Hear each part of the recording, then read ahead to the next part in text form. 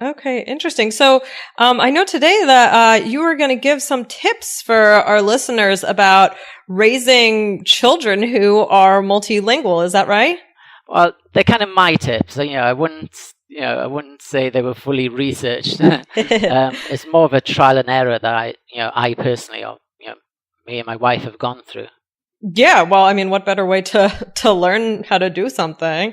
Oh, and guys, I just want to direct you, because this is not the first time that Mark has been on our show. He was also on for episode 528. So if you want to take a listen to that one was about aviation tactics and learning English. So that's episode 528. So let's get into it. What advice do you have? So what's the first, thing that you would tell someone who's going to raise a multilingual child? Well, I think the first thing is only use your native language when speaking to your child. Oh. Yeah, I just found, if I'm going to speak Spanish, I'm not, my Spanish is okay. It's quite good. It's quite good. Mm-hmm. But I think my accent is still very much, British. I'm not going to be able to change a lot of the pronunciations. And, she's in I'm quite lucky that she's in a Spanish environment. So, when she leaves the house, she listens to Spanish and the way it should be spoken. Okay, it's a very Andalus accent, Andalus from Andalusia, but it's a local dialect, and yeah, I quite like that, to be honest. I like it to pick up the local accent. Oh, that's really, yeah, that's interesting. So my mother, her parents, their native language was German.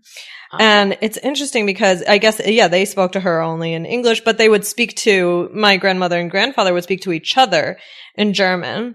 And my mother tells a story that, she never realized that they had an accent when they were speaking English, because that's how she, because they didn't speak German to her. Right. So they mostly spoke English, so not their native language. And when she went to, sleepaway camp when she was a teenager, she was away for like 6 weeks. And when she came back, she said, "Oh my gosh, I never realized you had an accent." Oh, what? Okay. But yeah, of course, kids, that's all they do is copy. Right. Everything you say, they just copy it. And, that's not just the vocabulary and, grammar. It's the actual pronunciation and intonation and everything.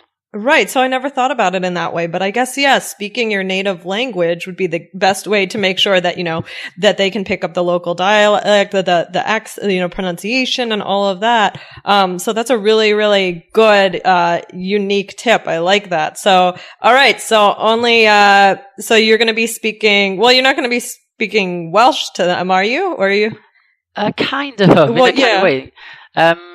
In Wales, we have, the language of Welsh. Right. Only 20% of the country actually speak the language, but there's a lot of integration between, when people speak English, they're kind of like Welsh words that have creeped in.